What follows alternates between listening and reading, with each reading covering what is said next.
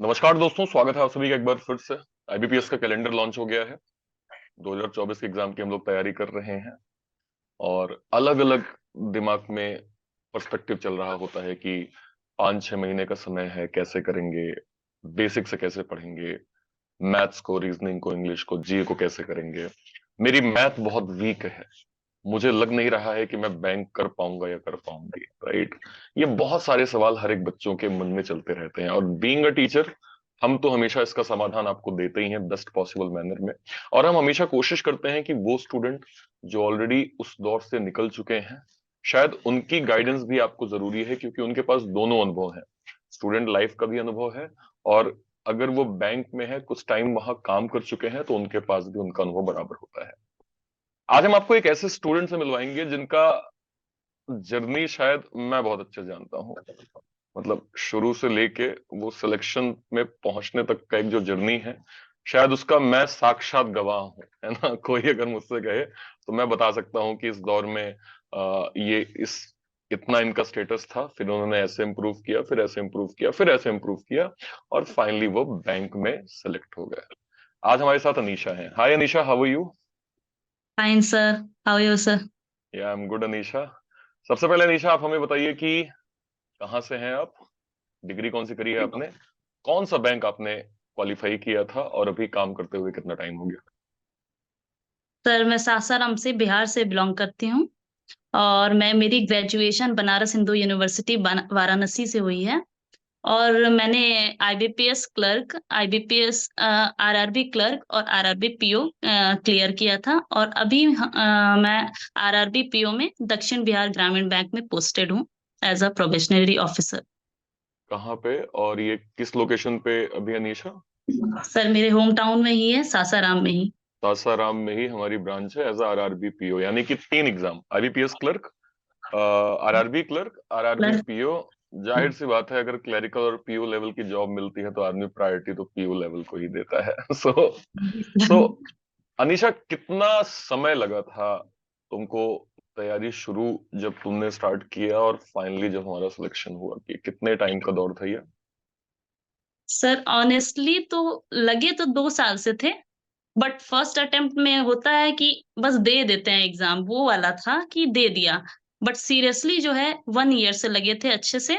और उसको उसके लिए दिन रात किया, मतलब एक एक मिनट एकदम अच्छे से यूटिलाइज किया उसको, कि बस क्लियर करना है। मतलब उस टाइम मैंने सोचा था कि वो मेरा लास्ट अटेम्प्ट है, ऐसे सोच के कि इस बार क्लियर करना है तो करना है, नहीं तो मेरे पास ऑप्शन नहीं है। तो मैं कहा जाए तो ऑनेस्टली 1 साल में मेरा ये एग्जाम क्लियर हुआ। यानी कि नॉर्मली हमने एग्जाम दिया था, लेकिन उस टाइम पे उतना वो एक मोटिवेशन शायद नहीं रहा होगा, लेकिन जब हमें रियलाइज हुआ तो वो टाइम हमारा 1 साल का था। ठीक है। आ, अनीशा, कितना जीवन में परिवर्तन आया? अभी मैं इनसे जस्ट ये सवाल मैंने पूछा ही था, तो कितना जीवन में परिवर्तन आया एक स्टूडेंट लाइफ से आज? आई थिंक अभी आपने बताया 9 से 10 महीने वर्किंग हो गए एज अ बैंक में, कितना जीवन बदला है और कितनी नई चीजें हम बैंक के अंदर जाके सीख पाए हैं? सर जैसे कि एक ये होता है ना, जो भी चीजें, पहली बात तो जो चीजें हमने इतने दिन में जिस चीज के लिए स्ट्रगल किया है, वो सारी चीजें जब मिलने लगती है, और इवन जैसे सैलरी हो गया, ये सारी चीजें एक तरीके से बहुत मतलब खुशी मिलता है कि जो हमने किया इतने साल लगे, मतलब लगे रहे, उसका रिजल्ट मिल रहा है। और अदर चीजें जैसे कि फैमिली, मतलब फैमिली को आप एक तरीके से रिस्पॉन्सिबिलिटी आ जाती है, और फैमिली को आप कहीं ना कहीं एक अपना कंट्रीब्यूशन देने लगते हो। तो ये बहुत ज्यादा मतलब रिलीविंग लगता है। और सबसे अच्छी बात, जब फैमिली दूसरे के सामने प्राउडली बोलते हैं ना कि मेरा मेरा बच्चा बैंक में है, ये हो गया, मतलब सामने वाले भी जो पहले बोल रहे होते हैं कि क्या हुआ ये, वो और सपोर्ट करते हैं। तो ये सारी चीजें तो मतलब एक एड ऑन करती ही है खुशी में। और फिर सर लाइफ चेंजिंग में कहेंगे कि ऑब्वियसली थोड़ा रिलीविंग भी मिलता है, लगता है कि कहीं ना कहीं वो स्ट्रेस नहीं रहा। आप अब आगे की चीजें जो भी प्लान हम कर सकते हैं, वो थोड़ा स्ट्रेस कम, मतलब स्ट्रेस कम रहता है, तो और अच्छे से कर पाते हैं। तो ये सब मेरे साथ चेंजेस हुआ है, जैसे कि मेरे हम अभी आगे के लिए भी प्रिपरेशन कर रहे हैं। बट वो बर्डन के साथ नहीं, कि एक होता है ना कि नहीं करना है, मतलब वो तो है कि करना है, बट एक प्रेशर के साथ नहीं। तो ये सारी चीजें मेरे साथ थोड़ा मतलब चेंज हुई है जॉब लगने के बाद। मतलब हमारा बैकअप बन गया है, तो एक कॉन्फिडेंस है कि अब आगे के एग्जाम्स की तैयारी अच्छे से हम कर पाएंगे। जी सर। Right, right, right. जैसे आपने कहा कि एक रिस्पॉन्सिबिलिटी जो एक, और ये बड़ी अच्छी फीलिंग होती है अनीशा, नो डाउट। मतलब इसको मैं भी कहूंगा कि जब हम एज अ घर के कमाऊ पर्सन हो जाते हैं, राइट, कि चाहे बेटा हो या बेटी हो, और माता पिता की हम सेवा करें, तो वो एक बड़ा सुख देता है। और फिर हमारे जीवन की बहुत सारी दिशाएं खुल जाती हैं कि यार चलो, अब हम तैयारी करेंगे तो फाइनेंशियल बैलेंस ऐसे करेंगे, फाइनेंशियल मैनेजमेंट मेरा ऐसे होगा ताकि कहीं भी ज्यादा लॉस ना हो, चीजें बहुत अच्छे से चल पाए। बीइंग अ फीमेल, ये बहुत प्राउड मोमेंट है ना। और क्योंकि हम हमेशा गर्ल्स एजुकेशन को बहुत प्रमोट करते हैं हमेशा से। और अभी हालिया हमने एक इंटरव्यू लिया था अनीशा, स्टूडियो में, जहाँ पे एक बच्ची के पेरेंट्स भी आए थे। और यकीन मानो, उनकी 3 बच्चियां हैं और अभी तीनों ही बच्चियां गवर्नमेंट जॉब में हैं। तो वो एक बड़ा एक सेंस ऑफ प्राउड मोमेंट होता है। आई एम श्योर आपके पेरेंट्स के लिए भी वो बड़ा एक खुशी का मोमेंट रहा होगा। जी सर। सर ये तो है, क्योंकि जैसे हम जिस जगह से बिलोंग करते हैं वहां पे मतलब ग्रेजुएशन होने तक लड़कियों की मतलब मैरिज के बारे में सोचा जाता है कि मतलब कर दिया जाए ये एक तरीके से। और मेरी फैमिली में भी आज तक मतलब किसी कोई भी लड़की गवर्नमेंट जॉब में नहीं है। तो मेरे जो फादर हैं हर सबके अगेंस्ट में जा करके पढ़ाया। सब कोई कहता था कि नहीं लड़की है क्यों पढ़ाना, मतलब जो जनरल मेंटेलिटी है वो थी। लेकिन मेरे फादर सबसे अगेंस्ट में जाके कि नहीं कर लेगी, ये कर लेगी, ये सोच के। सर जिस दिन रिजल्ट आया था ना, किसी को जवाब देने का जरूरत नहीं था। और आज सही में जो लोग जवाब देते थे ना वो नाम लेते हैं कि मेरी मतलब मेरे रिलेटिव बैंक में है। तो ये सारा चीज चेंजेस बहुत मतलब देखने को मिलता है सर। नहीं, नहीं, वाकई ये आपके शब्दों से हम महसूस भी कर पा रहे हैं, है ना। और अनीशा, स्टूडेंट लाइफ कैसी थी आपकी? मतलब जैसे बहुत सारे बच्चे अभी तैयारी कर रहे हैं, जैसे 2024 का कैलेंडर आ गया। अब हम्म। लेट सपोज किसी को मैथ्स में प्रॉब्लम है, अब वो डिप्रेशन में आ जाते हैं कि यार मैं कैसे करूं, जबकि हमें हमें दिख रहा है बीइंग अ टीचर कि यार अभी समय है, 4-5 महीने 6 महीने का समय है। अभी अगर ये स्ट्रेटजी फॉलो करोगे तो हो जाओगे। लेकिन उनका एक तो माइंड स्टेबल नहीं हो पाता, क्योंकि बहुत सारी प्रॉब्लम भी होती है, नो डाउट। एक स्ट्रगल का दौर थोड़ा सा होता है, चैलेंजिंग होता है, जहाँ पे हर जी। कोई आप पे सवाल कर रहे होते हैं। आपकी प्रतिभा पे सवाल उठाए जाते हैं कि यार ये कर पाएगा कि नहीं कर पाएगा, ये कर पाएगी कि नहीं कर पाएगी। और उसके बाद भी हमें अपने आप को बैलेंस करना होता है। आपका स्ट्रगल दौर कैसा था अनीशा? और आपके द्वारा एक मैसेज उन बच्चों के लिए क्या है जो बहुत परेशान हो जाते हैं? सर जैसे कि फर्स्ट ऑफ ऑल कि सर ये जो एग्जाम है ये इजी तो नहीं है, एक तरीके से बोलें इसको। और इजी होता तो सब कोई कर लिया होता, ये इजी नहीं है। मेहनत चाहिए, इसके लिए एफर्ट चाहिए। और रही बात कि टाइम है, सर मैंने कभी भी टाइम को ये नहीं देखा कि इतना टाइम है एग्जाम के लिए, और या एग्जाम इतने महीने बाद है, अभी कैलेंडर नहीं आया या फिर अभी नोटिफिकेशन नहीं आया, ये दिमाग में था ही नहीं मेरे। बस जो क्लासेस होती थी यूट्यूब पे वो पूरी तरीके से, सर आपकी क्लासेस है मतलब जितने बजे आप बोलते थे कि नोटिफिकेशन आया ये क्लास है, मतलब उस टाइम में लाइव होना ही है, वो क्लासेस फॉलो किया। और बस मॉक टेस्ट मेरा, उसके अलावा मैंने कुछ एक्स्ट्रा कुछ कहीं से कोई प्रैक्टिस नहीं किया। मॉक टेस्ट बस मतलब दिन भर में 5-6 मॉक दे देना है कैसे भी, बस लगे रहना है। और कभी भी मैंने किसी एक सब्जेक्ट पे, जैसे ये होता है ना कि ये एग्जाम कभी भी ये डिमांड नहीं करता है कि आप एक सब्जेक्ट में बेस्ट रहिए। आपको हर सब्जेक्ट में एवरेज रहना पड़ेगा तभी क्वालिफाई कर पाओगे। तो जो वीक है उस पे काम करें बट सब सब्जेक्ट को लेते हुए। क्योंकि मैं सर ये इसलिए बता रही हूँ क्योंकि मेरे मेरे साथ बहुत सारे ऐसे फ्रेंड्स थे जिन्होंने मैथ अपना वीक समझ के मैथ पे बहुत काम किया, और फिर उसके बाद क्या हुआ ना, मैथ के चक्कर में बाकी सब्जेक्ट उनके रह गए। तो सबसे पहले जितने भी स्टूडेंट्स हैं, मेरी रिक्वेस्ट है कि आप हर सब्जेक्ट पे ध्यान दें अच्छे से, और इसको एग्जाम को क्वालिफाई करने के पर्सपेक्टिव से पढ़ें। क्योंकि हर सब्जेक्ट में कट ऑफ मार्क्स इसलिए रखा जाता है कि आप क्वालिफाई कर पाएं। तो मेरा सर यही था कि हर क्लासेस को फॉलो करना, क्योंकि जब क्लास हम करते हैं तो आप लोग सारे मेंटर्स हर एक तरीके से एग्जाम के पर्सपेक्टिव से समझाते हैं, तो वो मेरी प्रैक्टिस ऑटोमेटिकली होती जाएगी। और मॉक टेस्ट देने का रीजन भी यही था कि सारे सब्जेक्ट्स एक साथ रहते थे, प्रैक्टिस होती रहती थी। और इंडिविजुअली सर बात करें हम सब्जेक्ट्स की, तो जैसे रीजनिंग तो सर आप ही का क्लास, मतलब मैंने एक्स्ट्रा रीजनिंग तो कुछ नहीं किया। बस आपकी क्लास, बस जो भी था आपकी क्लास से कर, मेंस हो प्री प्री हो, बस आपकी क्लास फॉलो की। मैथ्स में भी यूट्यूब पे क्लासेस चलती थी। इंग्लिश के लिए बस मॉक टेस्ट मैंने फॉलो किया था, मॉक टेस्ट में जितने क्वेश्चंस आ गए उसको बस उसको ट्राई करते रह जाना, मॉक टेस्ट देना, उसको एनालाइज अच्छे से करना, यही था मेरा सर। हाँ, एक चीज और था सर, स्ट्रगलिंग फेज तो था मेरा बहुत, क्योंकि मेरे ऊपर सर प्रेशर बहुत ज्यादा था, फाइनेंशियली प्रेशर बहुत ज्यादा था। मैंने कहा ना सर, मेरा लास्ट अटेम्प्ट था। अपने दिमाग में मैंने सोचा था लास्ट अटेम्प्ट है, क्योंकि कहीं ना कहीं ये एग्जाम मेरा क्वालिफाई नहीं होता तो मुझे छोड़ना पड़ता, प्राइवेट सेक्टर की तरफ मूव करना पड़ता। तो प्रेशर सबके लाइफ में अलग अलग तरीके से, किसी का फैमिली का प्रेशर होगा, किसी का फाइनेंशियली होगा। तो ये हमें उस टाइम ये सोचना चाहिए ना कि बस 1 साल की बात है, 1 साल हम हर चीज को छोड़ के, हर प्रेशर को हैंडल करते हुए अगर इस चीज में लगे रह गए, तो रिजल्ट जो आएगा ना वो हमारे आने वाले 3 से 30 साल सिक्योर कर देगा। तो हर चीज को इग्नोर करते हुए डिप्रेशन वगैरह चीज ये सोचे ना सोचें। जब भी ये सब ख्याल आता है तो उस टाइम ये सोचें कि हम इस समय में 1-2 सवाल लगा लेंगे। तो इस मेंटेलिटी के साथ अगर करेंगे तो श्योरली एग्जाम क्लियर होगा ही होगा। नहीं नहीं, बिल्कुल मैं ये जरूर कहूंगा कि अनीशा एक मेहनती लड़की थी, इसमें कोई दो राय नहीं है, है ना।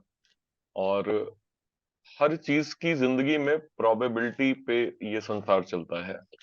कोई भी चीज 100% परफेक्ट नहीं होती, लेकिन आपने अगर कोई नियम, कोई रूल, कोई डिसिप्लिन फॉलो कर लिया है तो आपके जीतने के चांसेस बढ़ जाते हैं। यही जिंदगी का नियम है।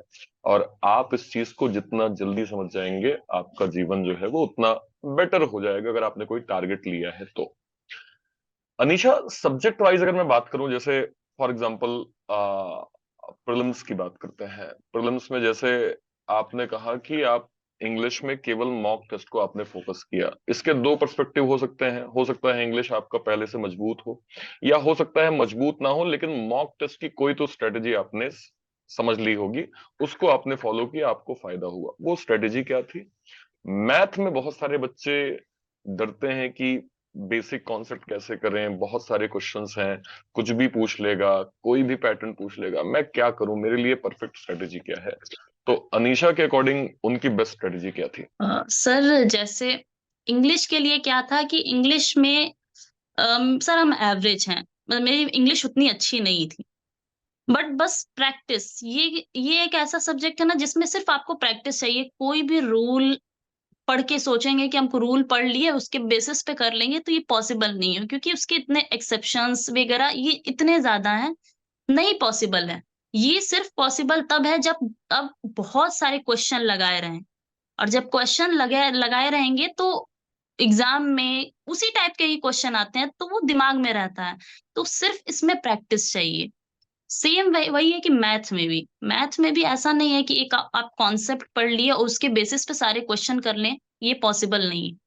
तो उसमें भी जितना हो सके क्वेश्चंस लगाना, मॉक टेस्ट के थ्रू, या फिर जो भी प्रैक्टिस शीट मिलती है, इतने सारे, मतलब सर कंटेंट इतना अवेलेबल है, वहां से जितना प्रैक्टिस हो सके उतना।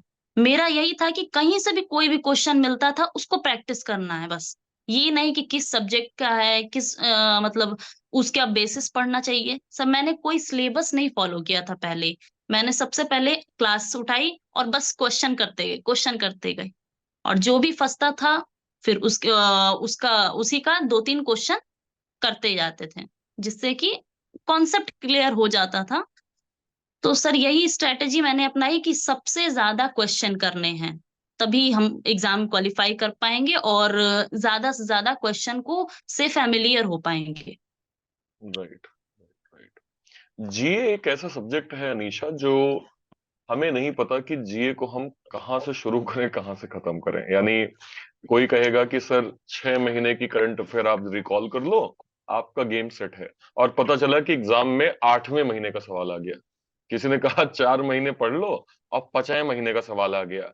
किसी ने कहा अरे मोदी जी वहां गए थे वो नहीं पढ़े थे, और वही सवाल में आ गया।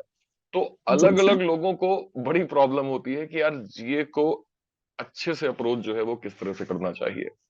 आपका यहाँ पे राय क्या है? सर मेरा थोड़ा अप्रोच ये अलग था।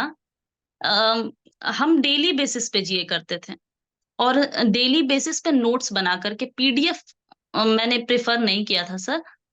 नोट्स बनाते थे डेली, जो भी क्लासेस होती थी उसको लिखते थे, जो भी कोई भी वेबसाइट से जो भी जीए मिल जाता था उसको लिखते थे। और जब भी कोई एडिशनल फैक्ट आता था तो उसको कॉलम कर मतलब नोट्स बना के वहीं पे लिख देते थे, और डेली हम याद करते थे उसको। और जब जैसे वीकेंड आता था तो वो पूरे वीक का एक वीकेंड पे याद करते थे। तो यही मेरी स्ट्रेटेजी रहती थी कि डेली करना है जीए। वीकली मंथली करने से क्या होता है ना, वो कहीं ना कहीं आप उतना डेप्थ में नहीं पढ़ पाते हो, वो शॉर्ट में ही पढ़ना होता है। बट सर आजकल का जैसे एग्जाम पैटर्न आ रहा है वो हम बहुत ज्यादा डेप्थ में पूछने लग गए हैं। सर जैसे कि मेरा जो आरआरबी पीओ था, आपने सर अभी बोला ना कि 6 महीने नहीं 8 महीने का आ जाए, इस एग्जाम में एग्जैक्टली यही हुआ था। 6 मंथ से पहले का जीए आया था सर। तो कहीं ना कहीं मेरा एडवांटेज ये था कि हम डेली याद करते थे, तो जीए याद था कुछ ना कुछ, तो वो सारा चीज इसमें काम आया था। तो सर डेली करना चाहिए मेरे हिसाब से, क्योंकि इतना सारा फैक्ट आप एक मंथ का 1-2 दिन में नहीं कवर कर सकते हैं, छूट जाएगा ही जाएगा। तो उसको डेली करना चाहिए मेरे हिसाब से। यानी अगर मैं बिगनर हूं तो मैं प्रीलिम्स की जैसे क्लास कर रहा हूं तो मुझे साथ में डेली एटलीस्ट 1 घंटे करंट अफेयर को करना भी देना चाहिए। है। जी सर। राइट, ठीक है। क्योंकि सर अभी जब बिगनर होते हैं तब हमारे पास सफिशिएंट टाइम होता है, जब कहीं ना कहीं एग्जाम नजदीक आने लगता है उस टाइम हमारे पास रिवीजन का होता है, फ्रेशली याद करने का समय नहीं होता है। तो पहले हम ये समय दें और लास्ट टाइम में ये रिवीजन के लिए दें, तो कहीं ना कहीं हमारे एग्जाम में हमारे मार्क्स एड ऑन करेगा। राइट, राइट, बिल्कुल बिल्कुल। अनीशा, बात करते हैं अब रीजनिंग सब्जेक्ट की। री, रीजनिंग, अनीशा, मतलब जब इनिशियल लेवल पे तुमने पढ़ना स्टार्ट किया था तो क्या लेवल था? कितनी क्लासेस हेल्प किया? और जो मैं पजल स्पेशल, मैंने जो स्पेशल शो लॉन्च किया था, जो कि अब तो काफी काफी पॉपुलर है बच्चों के बीच में, तो उसका फायदा आपको कितना हुआ, और आप कैसा एक अपना रीजनिंग का पर्सपेक्टिव देखते हैं? सर रीजनिंग तो सर जैसे कि आपकी क्लासेस, बस बस आपकी क्लासेस, एक्स्ट्रा कुछ नहीं। बस जो 11-11 AM पे होती थी वो क्लासेस, और फिर कभी इवनिंग में 5 PM पे होती थी वो। बस इसी को फॉलो करते थे, क्योंकि आप हर मतलब पजल का मिसलेनियस हर चीज करवा देते थे, तो एक्स्ट्रा कुछ करने का जरूरत ही नहीं पड़ता था। और सर जब मैंने स्टार्ट किया था ना तो मुझे सिलॉक्स तक नहीं आता था, मतलब क्या होता है कैसे होता है बहुत ज्यादा कंफ्यूजन रहती थी। बट सर आपकी क्लास करते करते पता ही नहीं चला मॉक्स में कब 35 आउट ऑफ 35 आने लग गया। सर इवन एग्जाम में भी मेरा 40 आउट ऑफ 40 आया था रीजनिंग में।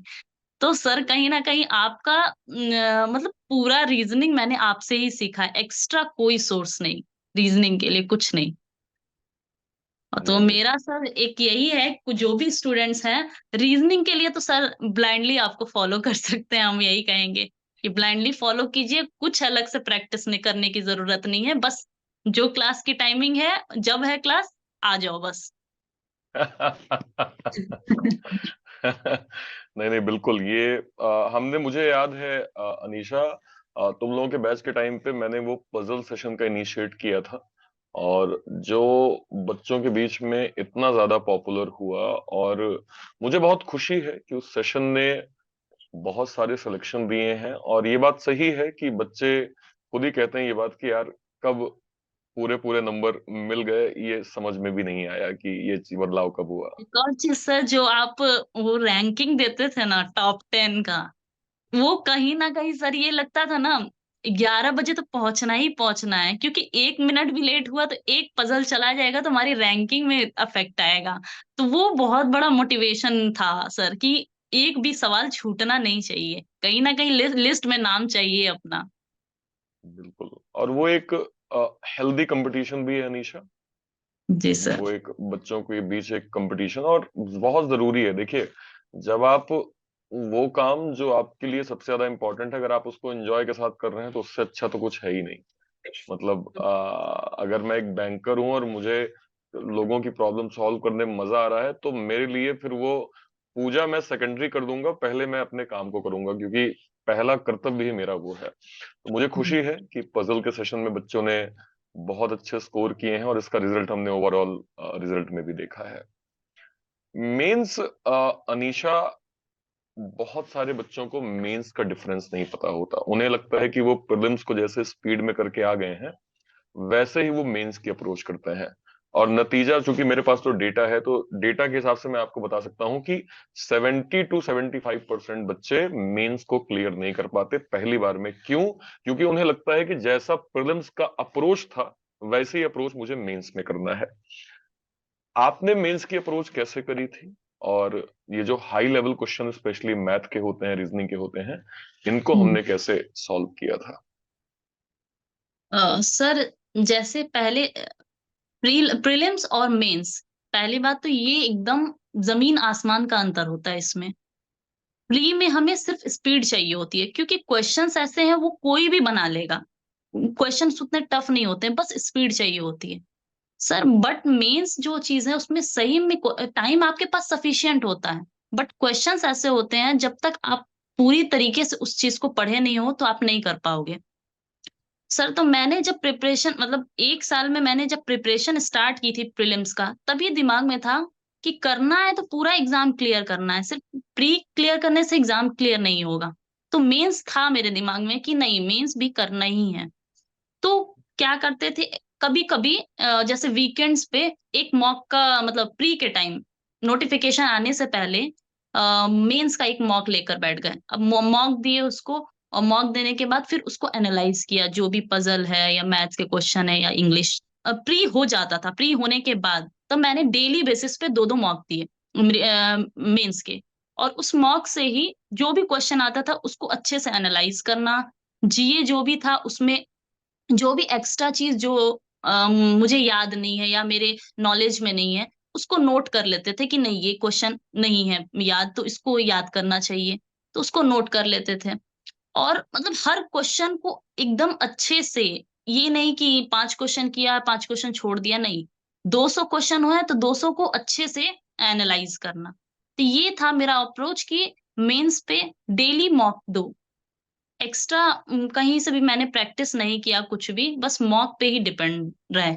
और फिर उसके बाद सर आप लोग की भी क्लासेस रहती थी, मॉक्स ये मेंस की आप हर संडे को क्लासेस लेते थे, तो क्लासेस हम अच्छे से करते थे, एक भी क्लासेस छोड़ते नहीं थे। Right, right. मॉक टेस्ट की भूमिका अनीशा कितनी इंपॉर्टेंट है? क्योंकि एज अ टीचर हम बच्चों को हमेशा ये कहते हैं कि मॉक आपको कंसिस्टेंट, मतलब ऐसा नहीं कि सिर्फ मॉक ही देना है, एनालाइज भी आपको प्रॉपर करना है, लेकिन आपको रूटीन सेट करना पड़ेगा। ऐसा नहीं कि आपका कभी मन कर रहा है तो कभी आप मॉक दे रहे हैं कि चलो यार 10 दिन हो गया, चलो एक मॉक दे लेते हैं, या 20 दिन हो गया। नहीं, आपको एक कंटिन्यूएशन मेंटेन करनी है कि मॉक भी आपको देना है, एनालिसिस भी करना है। मॉक कितना जरूरी है अनीशा? और जो बिगनर हैं, वो मॉक की वैल्यू को कैसे समझे? सर, जैसे कि एक तरीके से कहेंगे, एक पेशेंट को जैसे मेडिसिन चाहिए होती है, वैसे ही है एक स्टूडेंट को, मतलब जो प्रिपरेशन कर रहा है उसको मॉक चाहिए। ऐसा नहीं है कि एग्जाम आया तब मॉक देना स्टार्ट करें। बहुत बच्चों से मैंने सुना है, बहुत सारे मेरे फ्रेंड्स भी हैं, वो कहते हैं कि एग्जाम आने दो तब मॉक लगाना शुरू करेंगे। ये चीज नहीं है, एग्जाम आने दो मॉक लगाना, ऑलरेडी वो जो बच्चे जो पहले से लगा रहे हैं वो भी लगाएंगे, तो आप कहीं ना कहीं आप उनसे पीछे हो गए हो। तो मॉक आपको तब से लगाना चाहिए मेरे हिसाब से जब से आपने प्रिपरेशन स्टार्ट की है। ठीक है। सर, मुझे याद है मैंने पहला अपना मॉक जब दिया था, जब मैंने प्रिपरेशन स्टार्ट की थी, मेरे आउट ऑफ 100 मेरा 26 मार्क्स आया था। फिर उसके बाद पता चल गया कि हाँ, मेरी प्रिपरेशन जो अभी तक है वो 26 मार्क्स तक है, अब इसको इम्प्रूव करना है। तो वो डेली मॉक्स देना जरूरी है। कहीं ना कहीं आप खुद को एनालाइज करते हो कि मेरी प्रिपरेशन कहाँ तक पहुंची। अब रही बात मॉक्स देने के बाद एनालाइज करने की, तो एनालाइज करना इतना जरूरी है सर, क्योंकि मॉक्स में आपने वो दिया जो आपको आता है। एनालाइज करने पे आपको वो पता चलता है जो आपको नहीं आता है, और जो नहीं आता है वही तो सीखना है हमें। तो बिल्कुल। एनालाइज करना बहुत ज़रूरी है। नहीं आप एनालाइज करते हो तो आप वहीं तक रुक गए, आपकी ग्रोथ नहीं हुई कहीं न कहीं। तो प्रॉपर उसको मॉक दो और प्रॉपर उसका एनालिसिस करो। ये ज़रूरी है। किसी भी टाइम, चाहे वो नोटिफ़िकेशन आने से पहले, नोटिफ़िकेशन आने के बाद, या एग्ज़ाम के 1 दिन पहले भी, अगर आप मॉक दे रहे हो तो मतलब उसको एनालाइज़ करना ज़रूरी है। बिल्कुल, बिल्कुल। तो मॉक टेस्ट की भूमिका अपने आप में बहुत ज़रूरी है, और ये मतलब बताने की आवश्यकता नहीं कि आप इसको हल्के मत लें। अगर आप गवर्नमेंट एग्ज़ाम की प्रिपरेशन कर रहे हैं, ये स्कूल कॉलेज नहीं है जहाँ पे 4 दिन पहले आपने किताब खोली और आप एग्ज़ाम दे दिए और पास बिल्कुल टॉप करके आ जाएँगे। ये वो नहीं है ना? यहाँ पे आपको सेमेस्टर एग्ज़ाम नहीं है सर, वही बिल्कुल। सेमेस्टर एग्ज़ाम नहीं है कि एक रात पढ़े, हो गया, एग्ज़ाम दे दिए, नंबर आ गए, नहीं, बिल्कुल नहीं है सर। यहाँ पे आपको पढ़ना ही पड़ेगा और अच्छे से पढ़ना पड़ेगा, डेप्थ पढ़ना पड़ेगा। अनीशा, क्रिटिसिज्म बहुत कॉमन है, मतलब ज़िंदगी में भी कॉमन है, और बहुत सारे बच्चों को ये क्रिटिसिज्म तब ज़्यादा रियलाइज़ होता है जब वो प्रिपरेशन दौर पे आते हैं। ऐसा नहीं कि आपको क्रिटिसाइज़ पहले नहीं किया जाता था, किया जाता था, बस आपने कभी ध्यान नहीं दिया था, क्योंकि आपका ध्यान कहीं और ही था। आपको जी। तब भी कोई न कोई बोलने वाले हमेशा मिल जाएँगे। लेकिन जब आप प्रिपरेशन दौर पे होते हैं, तो आपको पढ़ाई के बाद अगर दूसरा सबसे बढ़िया शब्द कहीं सुनने मिलता है, तो ये सुनने मिल जाता है कि अरे उसने ये बोला है कि इससे नहीं हो पाएगा। अरे वो दूर के फूफा के जो साढ़ू के सढ़ुआइन है, उनने कहा है कि इससे नहीं हो पाएगा। और और जब ये सुनते हैं तो एकाएक जो है कि अरे यार, उसने मुझे बोल कैसे दिया, मैं जा रहा हूं तुरंत बोलने, तुरंत जवाब दे के आऊंगा मैं। और आप आप ये भी समझिए कि अगर आप ये अप्रोच रखेंगे तो भी आपका फायदा नहीं है, और अगर आप गुस्सा एंगर करेंगे तो भी आपका फायदा नहीं, दोनों में आपका नुकसान है। अल्टीमेटली आपको अपने लक्ष्य पे ही फोकस करना है। क्रिटिसिज्म का अर्थ, अनीशा, बहुत कम लोग समझ पाते हैं कि हमारे फायदे के लिए होता है। मतलब आप चाहे पीओ हो, सीनियर मैनेजर हो, डायरेक्टर बन जाओ, या आप कोई और जॉब में अच्छी पोजीशन पा जाओ, आपको हमेशा क्रिटिसाइज किया जाएगा। As a student life, Anisha, आपने इस दौर को कैसे देखा?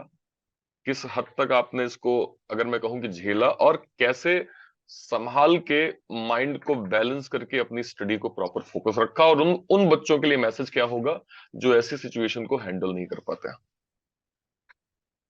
सर ये तो चीज़ है, आप किसी भी स्टेज में हो लाइफ के, चाहे आप बचपन में हो या फिर मतलब किसी भी स्टेज में हो, लोग आपके अगेंस्ट बोलेंगे ही बोलेंगे। कुछ ही कम लोग ही होंगे जो आपके साइड होंगे, जैसे आपके पेरेंट्स और कुछ फ्रेंड्स हो सकते हैं, बाकी दुनिया आपको हमेशा बोलेगी।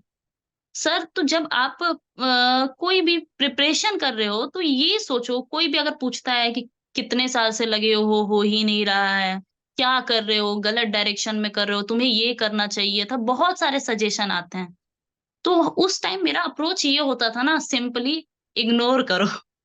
क्योंकि दिमाग में मेरे ये था ना कि अगर इनकी बात सुन ली और इनका बात सुन के अपने आप को अफ़ेक्ट करने लग गए, तो कल को हम रिज़ल्ट नहीं दे पाएँगे, तो इनकी बात सही हो जाएगी। अब मुझे प्रूव करना था, इनको गलत करना है। तो वो गलत आप प्रूफ ज़बान से नहीं कर सकते हो, बोल के नहीं कर सकते हो। भले आप बोल के करोगे तो वो एक पल के लिए चुप हो सकते हैं, लेकिन आप अपने काम से करो कि ऑटोमैटिकली वो हमेशा के लिए आप चुप हो जाएँ।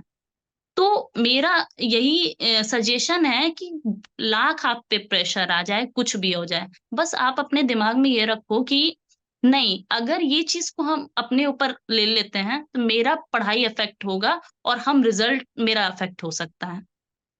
इससे क्या होता है ना कि दिमाग में ये जाता है कि नहीं, कुछ नहीं सोचना है, बस जो करना है वो पढ़ाई है और कुछ नहीं। तो इस हद तक अपने आप को स्ट्रॉन्ग बनाना ही पड़ेगा। क्योंकि सर एक्सटर्नल प्रेशर भी होता है और फिर इंटरनल प्रेशर भी ये आने लगता है कि इतने दिन से लगे हैं, नहीं हो रहा है। मॉक टेस्ट में एक मार्क्स कम आता है तो डिमोटिवेट हो जाते हैं कि क्या मॉक में मार्क्स नहीं आ रहा है, एग्ज़ाम में क्या आएगा? तो ये सारी चीज़ें नॉर्मल है, ऐसा नहीं है कि नहीं होती है, सबके साथ होती है। बस ये सोचो करना है। अब ये नहीं कि एक बार नहीं हुआ तो उसमें लगे रहो। होगा, जरूर होगा। एक बार नहीं, नहीं हुआ, 2 बार होगा, नहीं होगा, तीसरी बार जरूर होगा। लगे रहोगे तभी होगा, छोड़ देने से नहीं होता है। और बिल्कुल। सर मेरे फेज में तो यही था कि दिमाग में था कि जब भी मुझे लो फील होता था, लगता था कि नहीं होगा क्या, लगे हुए हैं, तो दिमाग में बस एक जाता था कि हम उस बिहार से हैं जिसके वो दशरथ मांझी ने पहाड़ तोड़ दिया था। तो ये तो एक एग्जाम है, एग्जाम क्यों नहीं निकलेगा, करना ही है इसको। बस यही सोच के अपने आप को मोटिवेट मोटिवेट करते रहते थे सर। बहुत बढ़िया, बहुत बढ़िया कि हम उस जगह से हैं जहाँ एक इंसान ने पहाड़ तोड़ दिया, है ना, और हाँ, संघर्ष करके उसने बना लिया, तो हमारे लिए तो बहुत छोटी चीज है।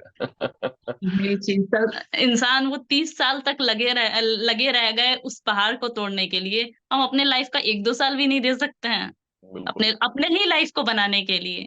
ये सब सोच के अपने आप को बोलते रहो, वो ऑटोमेटिकली मोटिवेशन आते जाएगा। और और अनिश, हाँ एक और बताइए। चीज सर, आइसोलेट होना बहुत जरूरी है प्रिपरेशन के टाइम। आप अपने पेरेंट्स के क्लोज रहो, क्योंकि पेरेंट्स कभी भी आपका बुरा नहीं चाहेंगे, वो जब भी आपको सजेशन देंगे वो अच्छा ही देंगे।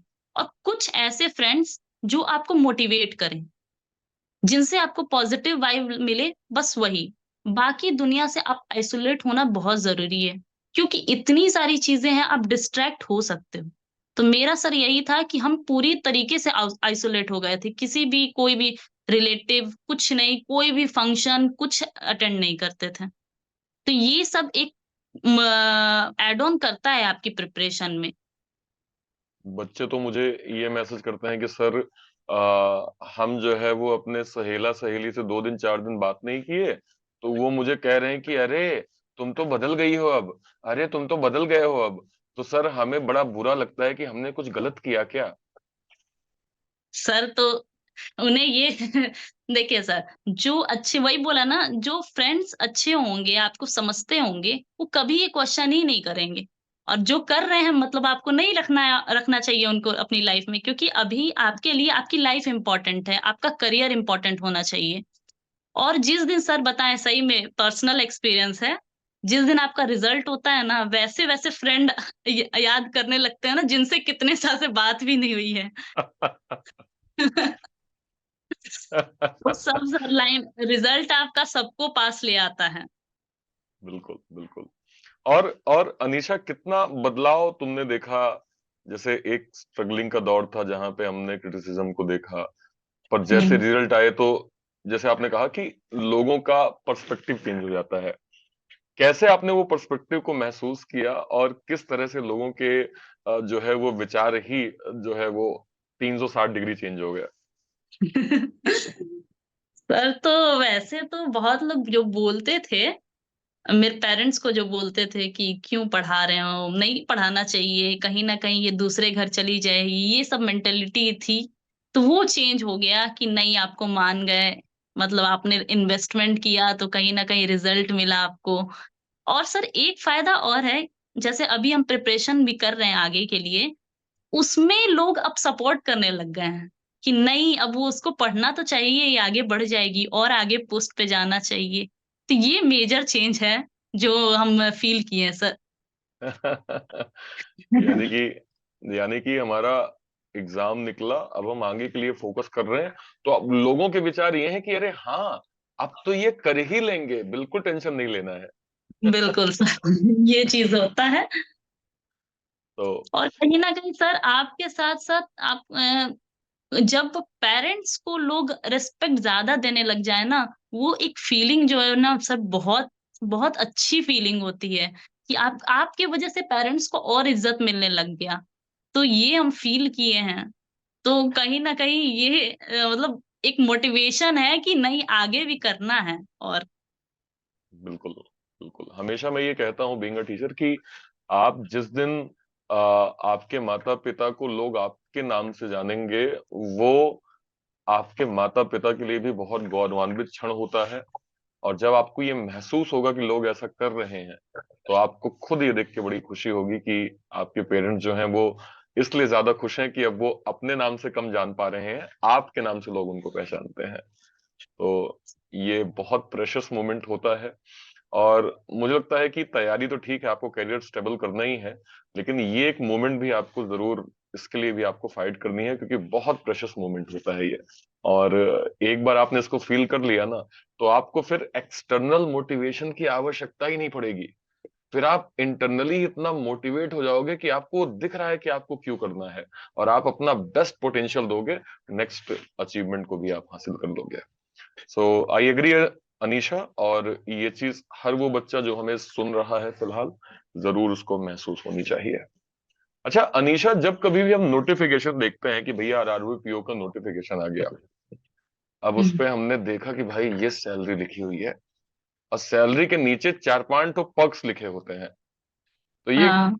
तो ये क्या पर्क्स होते हैं अनीशा, और ये मतलब हमें कुछ मतलब मिलता है, बेनिफिट होता है इसका? हाँ सर, बिल्कुल होता है। जो हमारी जो नोटिफिकेशन में सैलरी लिखी होती है वो तो हमारा बेसिक पे होता है।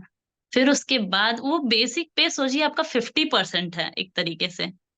और बाकी जितना भी एड ऑन्स होता है, ये अलायंस वो अलायंस मिला उला के वो आपका जब ग्रॉस बनता है ना, तो वो एक है। आप सर सही बताएं तो अभी हमको इतने दिन से सैलरी मिल रही है, बिलीव नहीं होता है कि सही में हमको इतने दिन से इतनी सैलरी मिल रही है। सही में सर बिलीव नहीं होता है, बट वो जब आता है वो अमाउंट ना, तो लगता है कि हाँ सही में मतलब ये एग्जाम इसलिए इतना मांगता है कि आपको इतना मिलेगा। ऐसा नहीं है कि आपसे ज्यादा मेहनत करा रहा है और दे रहा है कम, ऐसा कुछ नहीं है। आप जितना मेहनत कर रहे हो उसका डबल वो दे रहा है वो एग्जाम। आपकी लाइफ सेट कर दे रहा है, आपके फैमिली को सेट कर दे रहा है। तो इसके लिए तो करना ही चाहिए, कम से कम 1-2 साल तो आप आराम से दे सकते हो। Right, right. तो अनीशा, जब हम मतलब salary receive as a student से जब हम अधिकारी बन जाते हैं, और जब सैलरी आने लगती है, तो पर्सनल फाइनेंस हम अपने आप सीखना चालू कर देते हैं। जी सर। कितनी ग्रोथ है आपकी अनीशा अभी, और कितना ग्रोथ अभी आगे भी एक्सपेक्टेड है, सर ग्रोथ जैसे? In terms of personal finance की? हाँ देखो, मैंने बढ़िया बैलेंस करना स्टार्ट कर दिया है, मैं अपने फाइनेंस को समझदारी के साथ जो है वो यूटिलाइज करना मैंने स्टार्ट कर दिया है।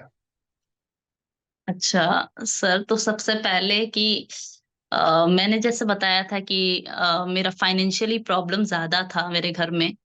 तो सर जितने भी हमारे डेब्ट्स थे सारा क्लियर अभी तक हो गया है। हो गया है?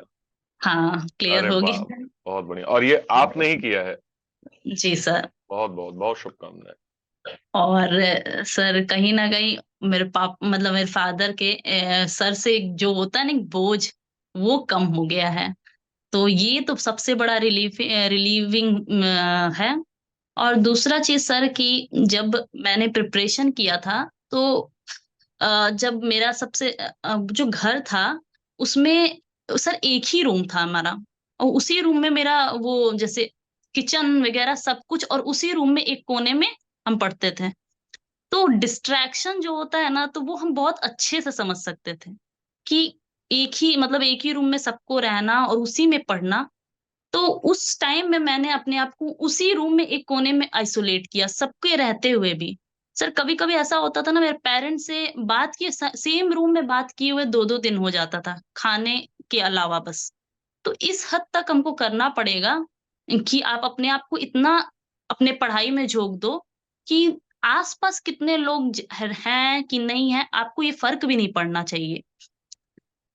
तो सर ये एक चीज है। वो घर छोड़ के अभी दूसरा मतलब है रेंटेड ही है, लेकिन दूसरा चेंज कर चुके हैं।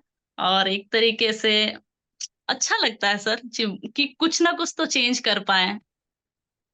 नहीं, बस। वाकई वाकई वाकई अनीशा, और आपकी बातों से वो खुशी हम महसूस भी कर पा रहे हैं, है ना? कि हम्म। क्योंकि we all are from middle class background Anisha, है ना? हर किसी ने अपनी जिंदगी में स्ट्रगल देखे हैं, शायद मैंने भी देखे होंगे, आपने भी देखे हैं। और जब हम इस काबिल बन जाते हैं कि अपने माँ बाप के संघर्षों का सही मूल्य उनको दे पाते हैं, तो बीइंग अ चाइल्ड हमें बहुत खुशी होती है, हमारे पेरेंट्स को बहुत खुशी होती है। और जब हम उनको बहुत छोटी छोटी, जैसे हमने कहा ना कि वो डेट जो है वो हमने खत्म कर दिया, जी सर। हमें नहीं पता होता कि बीइंग अ पेरेंट्स वो माँ बाप के लिए कितना बड़ा सरदर्द रहा होगा। और उन्होंने ऐसा सोचा होगा कि चलो यार, बच्चा मेरा पढ़ रहा है, बच्ची अभी पढ़ रही है, जैसे ही ये क्लियर हो जाएंगे ना तो ये वाला बोझ खत्म हो जाएगा। तो वो सुन के मुझे बड़ी खुशी हुई अनीशा। जी सर। और वो चीज मैं, मतलब मैं फिर से कहूंगा कि मुझे, मैं तो महसूस हो रहा है कि आपने कितना एक बहुत नेक काम किया है। और इसको आप जरूर करते रहें, माता पिता की बहुत सेवा करें। ये मैं शुरू से हर बच्चे को बोलता हूँ कि जिंदगी में आपको अगर अच्छे से कोई समझ सकता है तो दो तरह के लोग हैं, एक आपके पेरेंट्स, दूसरे टीचर। देर जी is sir. No third person. कोई थर्ड पर्सन नहीं है जो आपको, क्योंकि ये दोनों लोग आपके लिए मेहनत करते हैं। सबसे पहले आप तर्क समझिए, टीचर आपके लिए मेहनत करते हैं उस दिशा में, और माँ बाप आपके लिए सर्वस्व त्यागते हैं आपके जीवन को बेहतर करने में। तो ये चीजें जो है वो काफी इंपॉर्टेंट होती हैं। अनीशा, मैं पर्क्स की बात कर रहा था, जैसे अलग अलग पर्क्स जो हैं वो, इफ यू आर कंफर्टेबल, कि लाइक किसी ने कहा कि वो मेडिक्लेम भी होता है, किसी ने कहा कि अरे वो गांव में बैंक है तो अलग से अलाउंस मिलता है। एक आध लोग तो ऐसे कह देते हैं कि अरे वो गांव में है ना तो थोड़ा अलाउंस एक आध दो ठो अलग हो जाते हैं। अरे वो इसका भी मिलता है अलाउंस, है ना, उसका भी मिलता है अलाउंस। तो ये सब वाकई क्या मतलब सत्यता है इसमें कि हाँ वाकई हाँ ये। जी सर, जैसे बेसिक तो मिलता ही है, उसके साथ जो डीएनएस अलायंस होता है वो। फिर उसके बाद जैसे आप कुछ भी जैसे हम कहीं विजिट पे चले गए, जैसे फील्ड विजिट पे चले गए, वो उसका मिलता है, मतलब एक दिन के लिए भी गए तो उसका पूरा चार्जेस मिलता है। और फिर उसके साथ कुछ जैसे कैशियर अगर हैं तो उसमें की अलायंस भी मिलता है, ये अलग अलग तरह का। न्यूज़पेपर अलायंस मिलता है। और फिर मेडिक्लेम जैसे है, हम्म, वो एक तो होता है इंश्योरेंस अलग से होता ही है, कार्ड मिलता है, बट आपको हर साल, मतलब नॉर्मल के लिए भी हर साल मिलता है वो मेडिक्लेम। और एक्स्ट्रा में सर जैसे ऑफिशिएटिंग एक होता है कि अगर आप अ, अपनी पोस्ट से ऊपर के पोस्ट का अगर कुछ काम करते हैं 7 दिन से ज्यादा, उसके भी एक्स्ट्रा चार्जेस मिलते हैं। और और क्या हो गया, एक अरे सैंक्चुअरी होता अरे बस बस, आपने खूब बता दिया है। सर ये तो मिलता है। अनीशा, ब्रांच का एक्सपीरियंस कैसा है? मतलब जैसे हम एक बीइंग एम्प्लॉय अभी एक बैंक को रिप्रेजेंट करते हैं, और मैं हमेशा स्टूडेंट को बोलता हूँ कि देखो, आपको अभी स्टूडेंट लाइफ में पढ़ना तो है ही, लेकिन आपको जो मैं आर्टिकल देता हूँ उसका उद्देश्य सिर्फ ये है कि आप एक अच्छे इंसान बनो। क्योंकि आप जब एक बैंक में जाते हैं तो आप एक बैंक को रिप्रेजेंट कर रहे होते हैं। कल एक कस्टमर आके अगर आपसे कुछ भी, लेट सपोज आपकी थोड़ी बहुत भी तू तू मैं हो गई, तो वो चार जगह ये नहीं बोलेगा कि वो जो एक थे वहां बैठे थे, वो सीधे बैंक का नाम लेता है कि जी देखो सर। एसबीआई बैंक में हम गए थे और वहां हमारे साथ ऐसा हुआ। तो लोगों के जहन में एक पर्सपेक्टिव बन जाता है अलग सा। तो ब्रांच का एक अनुभव अनीशा कैसा है? किस तरह से हम पब्लिक डीलिंग करते हैं, कैसा रूटीन रहता है, और कैसे हम वर्क लाइफ बैलेंस कर पाते हैं? अच्छा सर, जैसे कि पहले मैंने क्लर्क ज्वाइन किया था जब, तो उस टाइम हम ब्रांच में पोस्टेड थे। देन उसके बाद पीओ ज्वाइन किया, तो अभी तो हम रीजनल ऑफिस में हैं, तो उसमें पब्लिक डीलिंग नहीं होती है, बट ब्रांच में 3 महीने रहे हैं। उसमें सर वहां पे एक है कि आप कस्टमर के साथ हमेशा आपका इंटरेक्शन होगा। तो कस्टमर अलग अलग तरह के आते हैं। तो सर बहुत सारे ऐसे कस्टमर होंगे जिनकी मतलब जैसे हम आरआरबीज में हैं तो मोस्टली जो ओल्ड एज कस्टमर ज्यादा हैं हमारे यहाँ। तो सर जब उनके लिए पैसा निकालना बहुत बड़ी बात है। सर ऐसा है कि पैसा निकल गया ना, मतलब उनका है कि बहुत बड़ा काम हो गया, ये वाला है। पासबुक प्रिंट हो गया मतलब बहुत बड़ा काम हो गया, ये सब एक मेंटेलिटी है।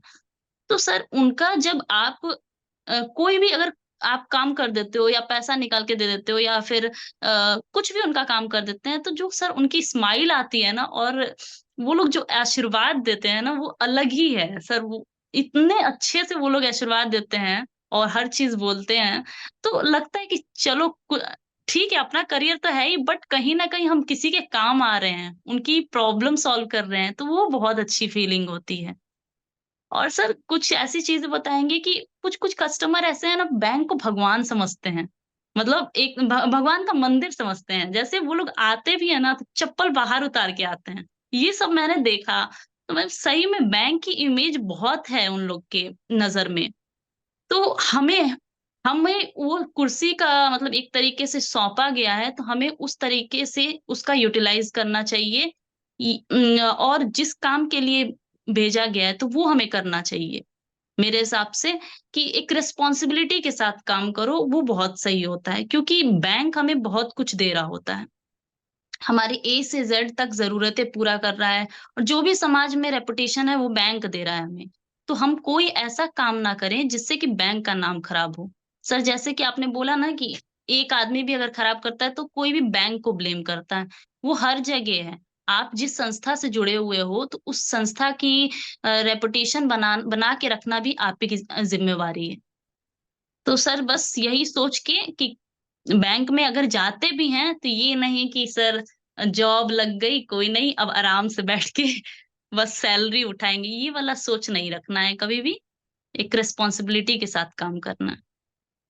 मेरा एक स्टूडेंट है, वो महाराष्ट्र में आरआरबी के थ्रू पोस्टेड है एज अ पीओ। तो हुँ, मैं टाइम टू टाइम जो भी मेरे स्टूडेंट्स होते हैं, जैसे आज आपके साथ ही मैं कनेक्ट हो गया, है ना, फिर जब कभी भी स्टूडेंट्स की मुझे दिखती है कि ये नीड है, तो मैं सेलेक्टेड स्टूडेंट्स के साथ अपनी बातचीत कर लेता हूँ। उन्होंने मुझे एक अनुभव दिया कि सर, हम जब बैंक में जाते हैं तो एक हमारे गांव के कस्टमर हैं, वो हर बार जब बैंक आते हैं तो कभी लौकी लेके आ जाते हैं, कभी जी। कभी कभी कभी एक आध किलो टमाटर वमाटर लेके आ गए। तो हमने कहा, अरे हम ले लेंगे। कह रहे, नहीं सर, हमारे गांव में उगी है। और हमने हमने कहा कि हम उनके लिए लेके जा रहे हैं जो हमको पैसा देते हैं। तो तो तो कह रहा है कि नहीं सर, ये पैसा तो आपका ही है सर। कह, नहीं नहीं, आप हमारे पैसे को संभालते हो सर, हम घर पे हुँ, रखेंगे तो चोरी हो जाएगा। और आप उसको संभालते हैं, तो ये हमारी हमारी तरफ से खुशी है कि आप इसको लिया करिए। तो उसने कहा कि एक इतना आदर सम्मान, क्योंकि आरआरबीज में ये बहुत कॉमन है, आरआरबी में एक बेस्ट पार्ट है कि आपको वो गांव वाले बहुत सम्मान देते हैं। मतलब आपके लिए वो, क्योंकि उनको ये बिलीव है ना कि भाई मेरी जेब में 1,000 रुपए है, और मैं घर पे अगर बैग में रख के सो गया तो मुझे नहीं पता कि सुबह वो 1,000 रुपए होंगे कि नहीं होंगे। लेकिन अगर वो बैंक में है ना, तो वो सेफ है, और आप लोग सेव कर रहे हैं, तो वो एक गांव की जो एक फीलिंग है वो अपने आप में बहुत शानदार है। और समटाइम्स मैं इसलिए कहता हूं कि आरआरबीज के बैंक जो हैं वो इन टर्म्स ऑफ प्रिविलेज ये वाले बहुत अच्छे हैं, जहां पे आपके काम की वैल्यू आपके ही कस्टमर कर रहे होते हैं। जी सर, ये भी है और एक्स्ट्रा चीज़ ये है कि हमें अपने मतलब रूट जो प्रॉब्लम है, वो सोसाइटी की वो बहुत अच्छे से पता चल पाती है कि लोग सही में किस हद तक है। सर जैसे एक एग्ज़ाम्पल देंगे जैसे जो ओल्ड एज पेंशन होता है ना, तो वो ₹400 हर मंथ आता है और उस ₹400 के लिए सर वो पता चलता है कि हम लोग कैसे हैं कि ₹400 नहीं उतना मैटर करते हैं, कुछ भी खाने वगैरह में उड़ा देते हैं।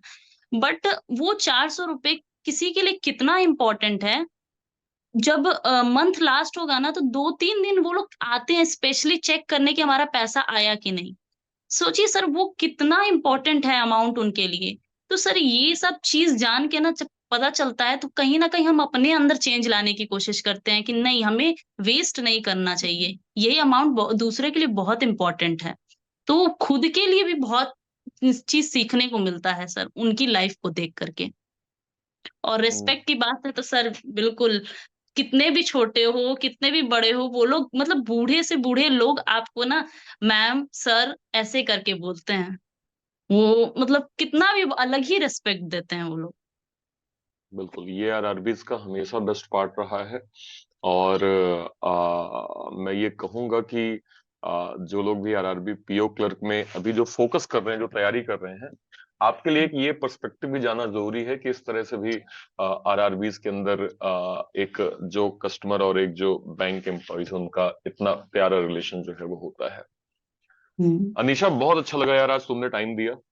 एंड मैं भी अनीशा को ये बोल रहा था कि इस तरह के सेशन में टाइम टाइम पे करता हूँ, तो एक सेशन में आज तो कर रहा हूँ, हो सकता है 2 महीने बाद अनीशा को फिर बोलूँ मैं, क्योंकि भाई मेरा जो सेशन होते हैं वो स्टूडेंट्स के नीड पे होते हैं। स्टूडेंट्स को प्रॉब्लम है, चलो मैंने बोल दिया, चलो अभी मैं सिलेक्टेड स्टूडेंट से भी बुलवाऊंगा। ठीक है। तो तो ताकि ताकि ताकि आपका पर्सपेक्टिव क्लियर रहे। देखो, हम एज अ टीचर हमेशा ये जानते हैं, और मेरे जिंदगी का अनुभव रहा है कि failure is the part of success. अगर आपके जीवन में फेल्योर नहीं है तो आपको सक्सेस का मजा नहीं आएगा। अगर आप और अगर आपके जीवन में फेल्योर का अनुभव आपने नहीं किया है, क्योंकि देखो, मैं कितना भी सिखा दूं, पेरेंट्स कितना भी सिखा दें, कितना भी आप बादाम खा लें, कितना भी अखरोट खा लें, लेकिन असली बुद्धि तब तक नहीं खुलती जब तक एक आध झटके ना लगे। और बिल्कुल बिल्कुल सर। और वो लगने बहुत जरूरी होते हैं।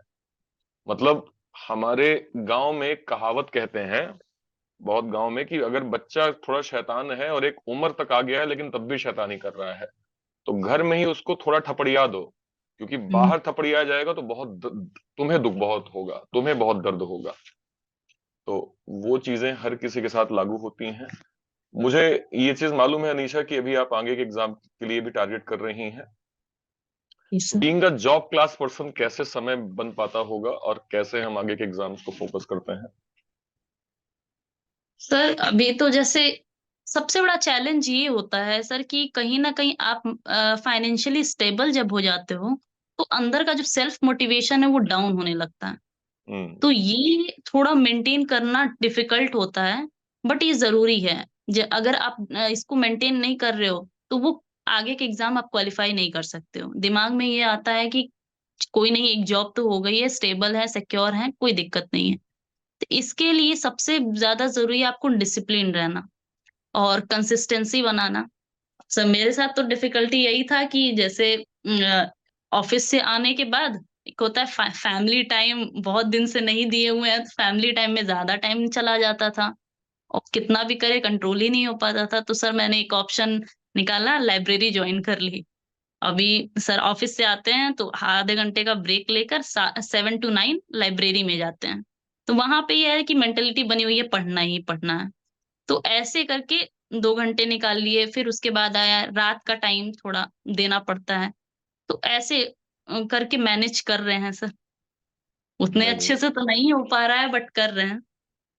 नहीं, देखो, जॉब क्लास पर्सन के लिए मैं हमेशा ये बोलता हूँ कि अगर 2 घंटे 3 घंटे भी आप टाइम दे पा रहे हैं तो बस आप फोकस दीजिए, है ना। मतलब क्योंकि अब हाँ। आप जॉब के बाद अगर पढ़ाई कर रहे हैं तो ये मुझे बताने की आवश्यकता नहीं कि आपके रीजंस तो क्लियर ही होंगे कि आपको क्यों पढ़ना है ना। क्योंकि हाँ। जनरली आदमी वैसे ही 6-7 घंटे इतना थक हार जाता है, तो आपको एक्सटर्नल मोटिवेशन देने की आवश्यकता नहीं है। लेकिन हाँ, अगर आप 2 घंटे 3 घंटे अपने आप को समय दे रहे हैं तो फोकस्ड वे में दीजिए, है ना। वो आपके लिए बहुत मैटर करता है, और अगर आप उतना समय भी देंगे तो थोड़े टाइम के बाद आप बेसिक्स में मास्टरी कर लेंगे। फिर आपको मॉक देना है, प्रोसेस फॉलो करिए, जितना ज्यादा प्रोसेस फॉलो करेंगे आपको फायदा उतना ज्यादा होगा।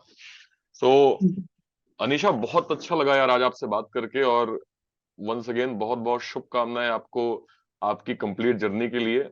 और ये जर्नी का एक्सपीरियंस हम लोग समय समय पे लेते रहेंगे, है ना।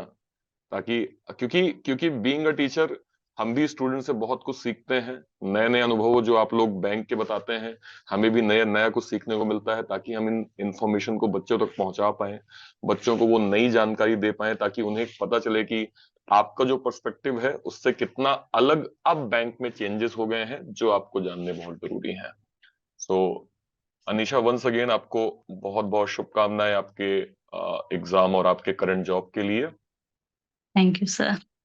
और मैं उम्मीद करता हूं कि आप नेक्स्ट लेवल के भी एग्जाम्स को जल्दी से क्रैक करें, ताकि उस पे भी हमारी आपकी एक लंबी और अच्छी डिबेट हो सके। बिल्कुल सर, कोशिश में लगे हैं। बस आप लोग का साथ चाहिए बस। नहीं नहीं, हो जाएगा। देखो, अभी एक फायदा ये है ना कि अभी अनीशा तुमको कुछ गाइड करने की जरूरत नहीं है अभी, क्योंकि अभी आपका बेसिक्स कंप्लीट है, अभी आपको रास्ता पता है, अभी आपको दिशा क्लियर है। बस थोड़ा टाइम मैनेज करना है, चीजें हो जाएंगी। तो वो समय लगता है, समय का थोड़ा सा रिक्वायरमेंट आवश्यक भी होता है, बट मुझे उम्मीद है कि आगे का रास्ता भी आपका बहुत अच्छा होगा। ठीक है, चलिए, thank you so much Anisha हमसे जुड़ने के लिए, है ना। Thank you sir. सो फिलहाल के लिए सेशन को हम इतना ही रखते हैं। नेक्स्ट सेशन में हम किसी और अनीशा के साथ होंगे, और उनकी भी स्टोरी को बहुत अच्छे से सीखने समझने की कोशिश करेंगे। Thank you so much, till then, Jai Hind, जय भारत।